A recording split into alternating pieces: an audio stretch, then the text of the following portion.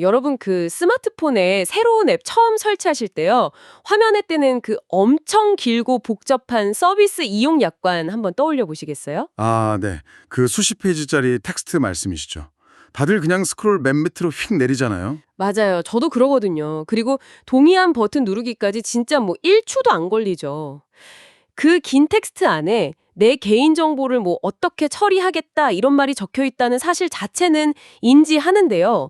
그게 당장 내 일상을 완전히 뒤흔들 거라고 심각하게 고민하는 사람은 거의 없단 말이죠. 네.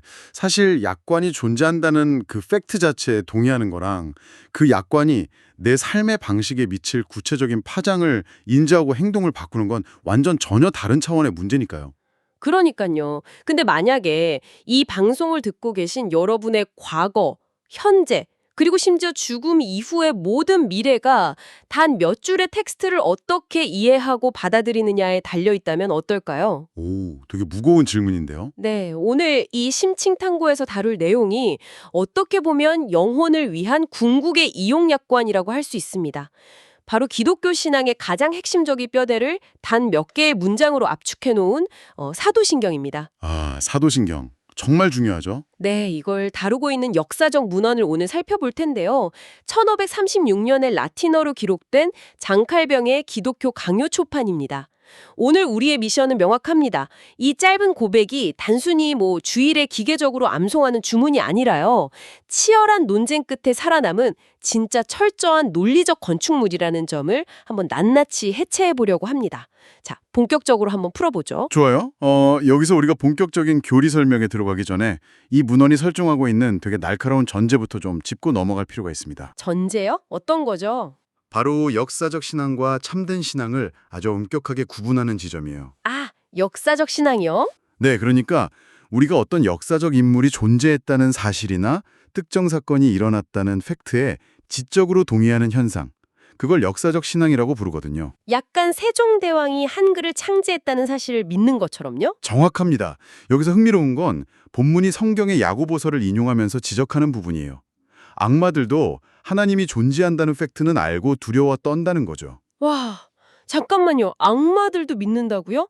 아까 앱 설치할 때 영혼 없이 동의 버튼 누르는 거랑 완전 정확히 겹치는 맥락이네요. 정보에 대한 인지적 동의가 진정한 신뢰를 담보하진 않는다는 뜻이잖아요. 그렇죠. 그래서 참된 신앙은 그런 차가운 지적 동의를 완전히 넘어섭니다. 그건 신의 약속에 대한 흔들림 없는 신뢰거든요. 히브리서 표현을 빌리자면 보이지 않는 것들을 전적으로 기대고 의지할 수 있는 엄청 단단한 받침대 같은 역할을 하는 거죠. 아, 팩트 체크를 넘어서 내 삶을 내어 맡기는 신뢰? 네. 사도신경은 바로 이 신뢰의 대상을 네 개의 거대한 기둥으로 나누어서 설명하고 있어요.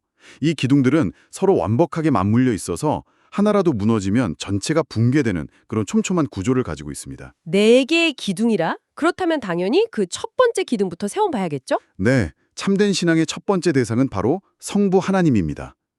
사도신경의 시작이 전능하신 성부 하나님, 천지의 창조주를 믿사오며잖아요. 맞아요. 근데 제가 자료를 보니까 이 짧은 고백 하나를 지켜내기 위해서 4세기 무렵 초기 교회가 당시 이단들이랑 진짜 피 튀기는 사상전을 벌여야 했다면서요. 엄청났죠. 사실 당시 교회가 직면했던 가장 큰 위협은 밖에서 오는 물리적 박해가 아니었어요.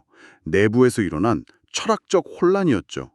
특히 아리우스나 사벨리우스 같은 인물들이 제기한 논리가 당대 지식인들에게 꽤 매력적으로 들렸거든요. 아리우스요? 어떤 주장을 했길래요?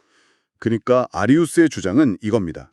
예수 그리스도가 아무리 훌륭하고 위대해도 결국은 하나님이 만들어낸 가장 탁월한 피조물일 뿐이라는 거예요. 아, 신이 아니라 피조물이다. 네. 반대로 사벨리우스는요. 성부, 성자, 성령이 실제로 독립된 어떤 위격이 아니라 그냥 한 명의 신이 상황에 따라서 세 가지의 다른 가면을 번갈아 쓰는 것에 불과하다고 봤어요. 솔직히 언뜻 들으면 아리우스의 주장이 인간의 이성으로는 더 깔끔하게 이해가 되긴 하거든요.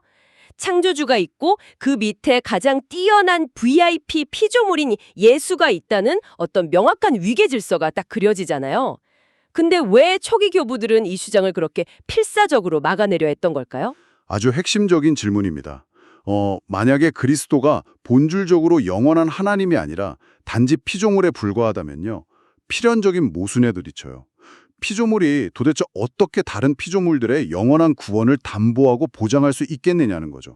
아, 구원자가 구원할 능력이 없는 존재가 되어버리는 거네요. 그렇죠. 그래서 교회는 당시에 성경에 직접적으로 나오지도 않는 헬라 철학의 개념까지 막 끌어와서 진리를 방어해야만 했어요. 그게 바로 본질은 하나이지만 위격은 셋이라는 그 유명하고도 엄청 난해한 삼위일체 교리입니다. 아, 삼일체가 그렇게 탄생한 거군요. 네, 이단들이 교묘한 말장난으로 빠져나가는 걸 막기 위해서 아주 명확하고 견고한 철학적 경계선을 딱 그어버린 방어벽인 셈이죠. 첫 번째 고백이 세워진 거군요. 근데 여기서 제가 꼭 제기하고 싶은 질문이 하나 있어요. 네, 어떤 거죠? 하나님이 세상을 창조했다는 개념을 설명할 때요. 우리 흔히 정교하게 시계를 딱 조립해 놓고 태엽을 감은 다음에 멀찌감치 떨어져서 째깍째깍 돌아가는 걸 구경하는 시계공 비유를 많이 쓰잖아요. 이 신론적 관점이죠. 굉장히 유명한 비유입니다. 네. 근데 제가 본문을 읽으면서 느낀 건 이 문헌이 말하는 창조는 그거랑은 완전 결이 다르다는 거였어요. 시계공보다는 마치 수백만 명의 유저가 동시에 접속해 있는 온라인 게임의 라이브 서비스 개발자 같다는 인상을 받았거든요. 계속 패치하고 관리하고. 와, 라이브 서비스 개발자. 그 관점이 당시에 칼뱅이 강조하고자 했던 섭리의 개념을 진짜 현대적으로 완벽하게 짚어냈네요. 맞습니다. 창조는 과거 어느 시점에 딱 한 번 일어난 일회성 이벤트로 끝나는 게 절대 아니에요. 세상을 그냥 던져놓은 게 아니라는 말씀이시죠? 그렇죠. 만약 세상을 만들어 놓고 방관하는 신이라면 이 세상은 그냥 맹목적인 우연이나 운명의 수레바퀴에 굴러가는 허무한 공간이 되어버리겠죠.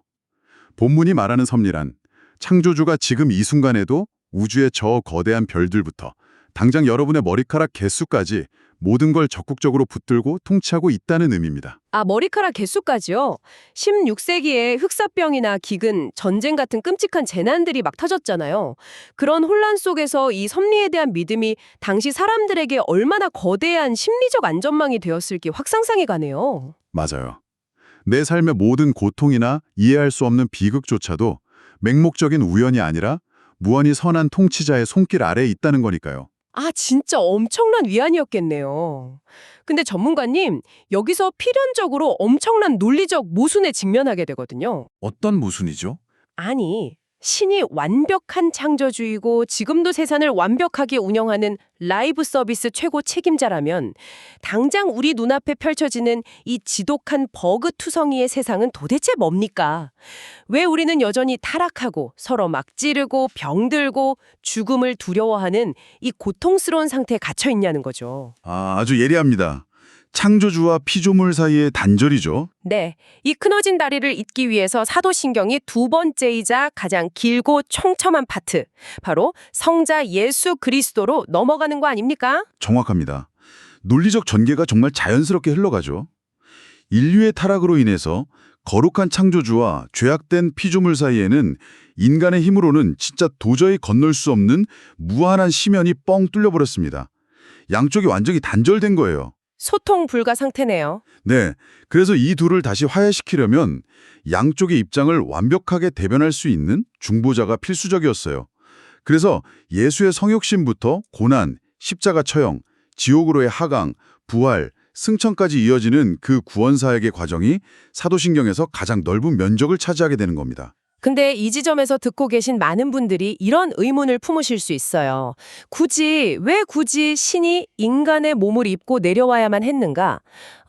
인류 역사상 도덕적으로 흠결이 전혀 없는 아주 완벽하고 순결한 인간 한 명이 스스로를 희생제물로 바치는 것만으로는 이 틈을 메울 수 없었을까요? 아주 흔하게 제기되는 질문인데요. 당시의 엄밀한 신학적 기틀 안에서는 그게 철저하게 불가능하다고 분징합니다. 불가능하다고요? 왜죠? 중보자가 갖춰야 할 자격 요건이 단순히 도덕적 순결함 정도가 아니었거든요. 생각해 보세요. 먼저 죄를 지어서 빚을 진 주체가 누구죠? 인간이잖아요. 그러니까 그 빚을 대신 갚고 완전한 순종을 바치기 위해서는 반드시 참된 인간이어야만 했습니다. 천사나 다른 영적 존재가 대신 갚아줄 수는 없다. 인간의 법적 책임은 인간이라는 종 안에서 해결해야 한다는 논리군요. 네, 맞아요. 그렇다면 도덕적으로 완벽한 인간이기만 하면 되는 거 아닙니까? 문제가 그렇게 간단하지 않습니다. 그 죄값의 엄청난 무게 때문이죠. 인류 전체의 타락에 대해서 거룩한 신이 쏟아내는 무한한 진노와 영원한 형벌의 무게를 한번 상상해 보십시오. 상상조차 안 되네요. 아무리 도덕적으로 완벽한 인간이라 할지라도 유한한 피조물이 그 무한한 형벌을 자기 어깨에 짊어진다면 어떻게 될까요? 그 즉시 영원한 파멸 속으로 그냥 산산조각이 났을 겁니다. 죽음을 이기고 부활하기는커녕 죽음의 무게에 영원히 짓눌려 버렸겠죠. 아, 형벌의 스케일이 다르군요. 그렇죠. 그 무한한 고통을 견뎌내고 심판을 이겨낼 수 있는 능력은 오직 무한하신 신 자신에게만 있습니다. 와, 이거 진짜 소름 돋네요. 그러니까 속죄의 대상을 대리하기 위해서 인간의 자격이 필요했고 그 엄청난 형벌의 데미지를 온전히 소화해내기 위해서 신의 무한한 능력이 필요했다. 이 완전히 다른 양쪽의 본성이 하나의 존재 안에 기적적으로 공존해야만 구원이라는 거대한 프로젝트가 성립된다는 거군요. 네, 완벽한 요약입니다. 신학에서는 이걸 속성의 교류라는 매우 복잡한 개념으로 설명해요. 신성과 인성이라는 완전히 다른 두 본성이 예수 그리스도라는 하나의 인격 안에서 막 뒤섞이거나 짬뽕되지 않고 각자의 고유성을 딱 유지하면서도 서로의 속성을 공유하며 완벽한 구원을 이뤄낸다는 핵심 교리입니다. 그렇군요. 근데 전문가님, 사도신경의 이 두 번째 파트에서 유독 낯설고 논쟁이 되는 구절이 하나 눈에 딱 띕니다. 예수가 십자가에서 죽은 뒤 지옥에 내려가시고 라는 대목인데요. 그 부분 오해가 참 많은 구절이죠. 네, 이걸 문자 그대로 해석해서 예수가 죽음 직후에 3일 동안 땅 밑에 있는 물리적인 지하세계, 막 마그마 끓는 그런 지옥으로 여행을 떠나서 악마들이랑 싸웠다거나 아니면 구약시대 인물들을 감옥에서 꺼내주러 갔다는 식의 판타지 영화 같은 상상을 하는 사람들도 꽤 많거든요. 사실 초기 교회부터 이어져 온 여러 우화적인 해석들이 존재했던 건 사실이에요. 하지만 오늘 우리가 다루는 이 문헌은 그런 물리적이고 공간적인 이동이라는 해석을 아주 강하게 배제합니다. 아, 공간 이동이 아니다. 네. 그보다 훨씬 더 깊은 심연에 다가 있는 영적인 해석을 제시하죠. 그렇다면 물리적 지하세계가 아니라면 도대체 지옥에 내려갔다는 게 뭘 의미하는 걸까요? 십자가 위에서 예수가 당한 고통을 그냥 피 흘리고 살이 찢기는 육체적인 차원에만 국한시키지 않는 겁니다. 로마 제국의 십자가형이 아무리 잔혹하다고 한들 단순히 육체의 고통만을 감당한 거라면 그게 인류 전체의 죄를 대속할 만큼 유일무이하고 독보적인 고통이라고 보긴 어렵겠죠. 다른 순교자들도 십자가에서 죽었으니까요. 아, 그러네요. 육체적 고통 그 이상이 있었다는 거군요. 네, 지옥에 내려가셨다는 고백은요. 예수가 십자가 위에서 하나님으로부터 철저하게 단절되고 버림받는 영적 사망의 고통, 그러니까 신의 무한한 진노를 영혼 아주 깊은 곳에서 고스란히 다 겪어냈음을 의미합니다. 눈에 보이는 육체의 십자가 그 뒤편에 눈에 보이지 않는 영혼의 형벌라는 진짜 지옥이 존재했던 거죠. 와, 신이 신이로부터 버림받는 그 우주적인 단절의 순간, 그 순간 자체가 바로 지옥이었다는 해석이군요. 너무 강렬합니다. 그렇게 해서 이 엄청난 희생의 대가로 중보사역이 역사 속에서 완성이 되었습니다. 자, 여기까지가 사도신경의 딱 절반입니다. 네, 큰 산을 하나 넘었네요. 근데 여기서 우리는 아주 냉정하고 결정적인 질문을 하나 던져야 합니다. 어떤 거죠? 좋습니다. 중동 지방에서 2000년 전에 그 위대한 구원의 사역이 완벽하게 끝났다고 가정해 보죠. 하지만 도대체 그게 지금 이 순간 21세기에 이어폰을 꽂고 방송을 듣고 계신 여러분과 무슨 상관이 있습니까? 수천 킬로미터의 공간, 그리고 2000년이라는 시간의 거대한 간극을 뛰어넘어서 그 옛날의 사건이 어떻게 지금 내 삶의 현실이 되냐는 거죠. 이게 바로 기독교 신앙의 가장 핵심적인 딜레마 중 하나죠. 그리고 이 난제를 해결하기 위해서 세 번째 교리가 무대에 등장합니다. 성령이군요. 네, 성부의 섭리와 성자의 십자가 사역이 구원이라는 거대한 저택을 지어놓은 객관적인 기초공사였다면요. 이제 그 저택의 문을 활짝 열고 여러분을 안으로 초대해서 살게 만들어주는 주관적인 적용의 주체가 필요합니다. 그것이 바로 삼위일체의 세 번째 위격인 성령의 역할이에요. 여기서 제가 좀 더 와닿게 현실적인 비유를 하나 덧붙여도 될까요? 네, 어떤 비유죠? 아무리 맑고 깨끗한 물이 가득한 거대한 수원지가 저 산속 깊은 곳에 있다고 한들 그 물을 내 집 부엌 싱크대나 화장실 샤워기까지 딱 연결해주는 촘촘한 배관망이 깔려있지 않다면요. 저는 제 방 안에서 목말라 죽을 수밖에 없거든요. 오, 아주 직관적이네요. 그러니까 성자가 생명수가 가득한 거대한 수원지를 만들어 놓은 분이라면 성령은 그 물을 시간과 공간을 뚫고 내 심장 깊숙한 곳까지 다이렉트로 쫙 끌어와서 직접 마시게 해주는 생명의 배관망 시스템 같다는 생각이 드네요. 와, 그 배관망이라는 시각에서 보니까 성령의 내면적 역사가 왜 필수적인지 너무 명확해지네요. 완벽한 비유입니다. 이 문헌은 성령을 가리켜서 그리스도와 우리를 단단히 묶어주는 띠이자 은혜를 실제로 부어주는 숨은 힘이라고 표현하거든요. 숨은 힘. 네, 만약에 이 성령의 개입, 즉 배관망이 없다면 어떻게 될까요? 예수의 십자가 사건은 그냥 인류 역사책에 기록된 하나의 훌륭한 도덕적 희생이나 객관적 팩트로만 남게 됩니다. 아, 그러면 우리가 오프닝에서 얘기했던 바로 그 역사적 신앙의 함정에 다시 빠지는 거네요. 정확해요. 악마들도 지식적으로는 다 알고 있는 수준. 딱 거기서 한 발짝도 나아가지 못하는 거죠. 아하. 단순히 외부의 팩트를 머리로 아는 걸 넘어서 배관에 타고 들어온 그 생명수가 내 혈관에 타고 쫙 흐르면서 나라는 존재 자체를 아예 뜯어고치는 과정이 필요하다는 거군요. 바로 그 지점입니다. 성령은 그 객관적 진리를 우리 내면으로 쑥 가져와서 실제로 우리의 본성 자체를 변화시킵니다. 차갑고 돌처럼 굳어있던 마음을 산산조각 깨부수고 신에 대한 본능적인 적대감을 사랑으로 싹 바꾸는 거죠.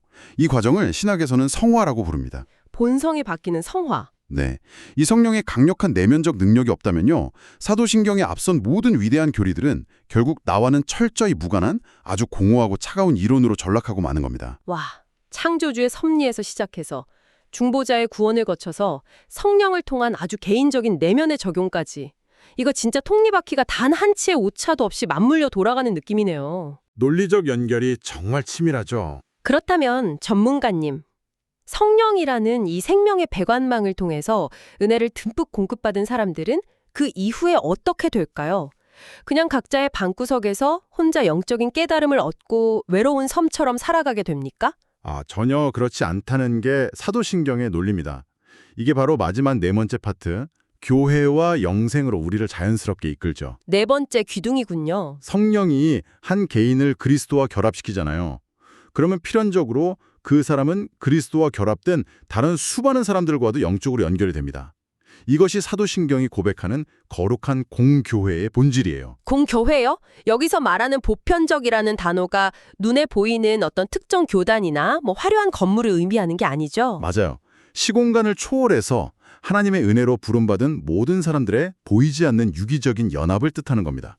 근데 저는 이 대목에서 살짝 좀 의아한 부분이 하나 있었어요. 어떤 부분이죠?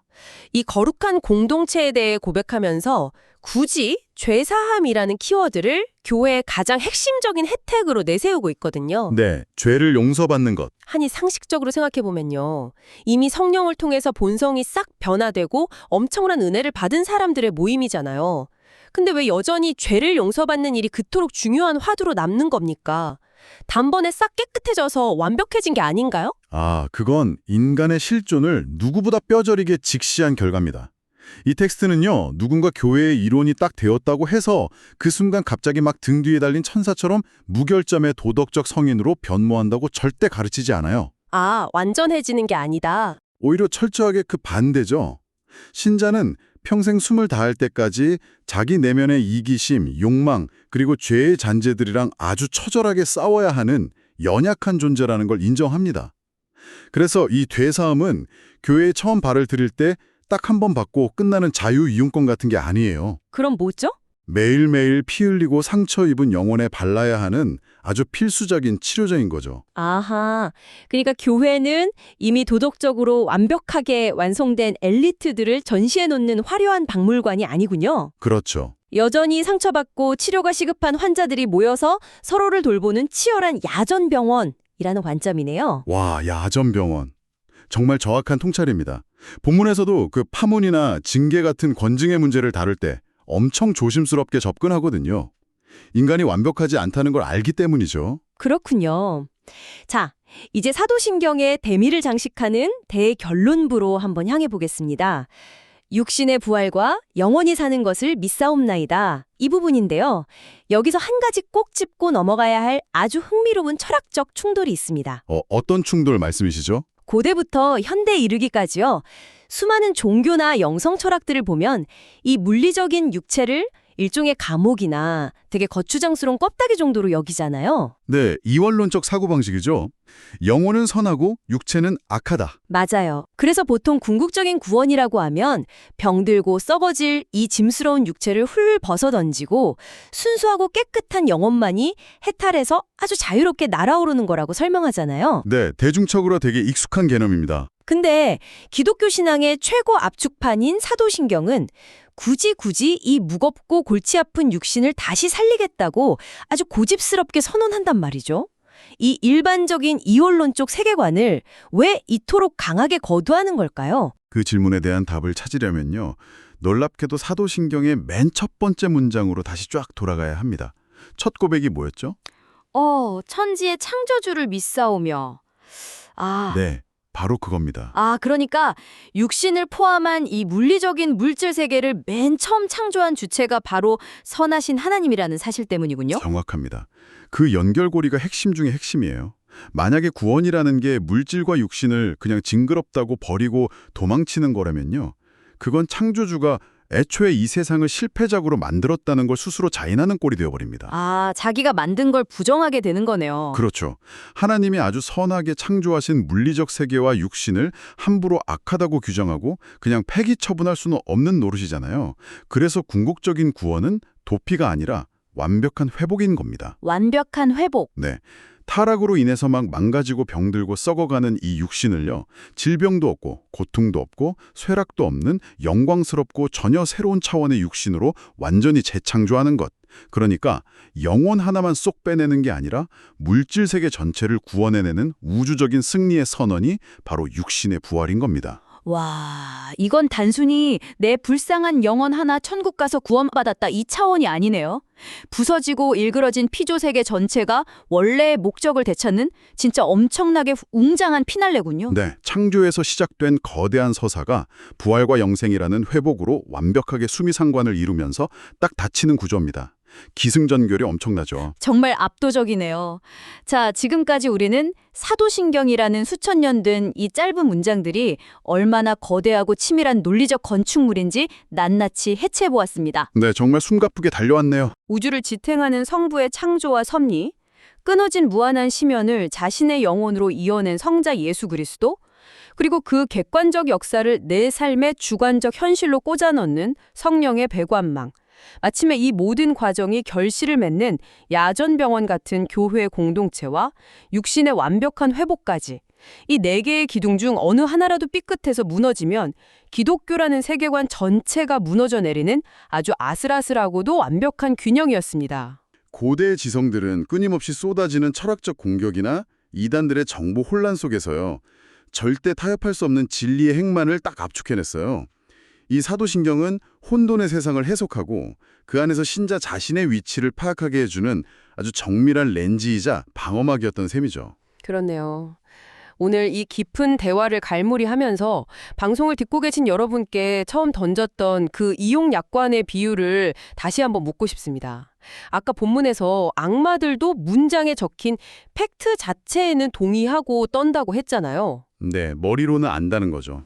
당장 여러분의 삶을 지탱하고 있는 수많은 신념, 철학 혹은 종교적 지식들이 있을 겁니다. 그것들은 단지 머리로 맞네 하고 고개를 끄덕이는 수준의 역사적 신앙에 머물고 있습니까? 아니면 당신의 인생 전체라는 그 무거운 체중을 기꺼이 다 실어낼 수 있을 만큼 견고한 참된 신앙의 받침대입니까? 지식적 동의와 전적인 신뢰의 차이, 한 번쯤 깊이 곱씹어볼 만한 주제네요. 네, 우리가 매일 기계적으로 외우거나 소비하는 수많은 텍스트들 속에서요. 여러분이 진정으로 전적인 신뢰를 던지고 있는 대상은 과연 무엇인지 치열하게 고민해보는 시간이 되었기를 바랍니다. 계속해서 질문하고 파고드는 여러분의 지적 여정을 응원하면서 오늘 심층 탐구는 여기서 맺겠습니다. 함께해 주셔서 감사합니다.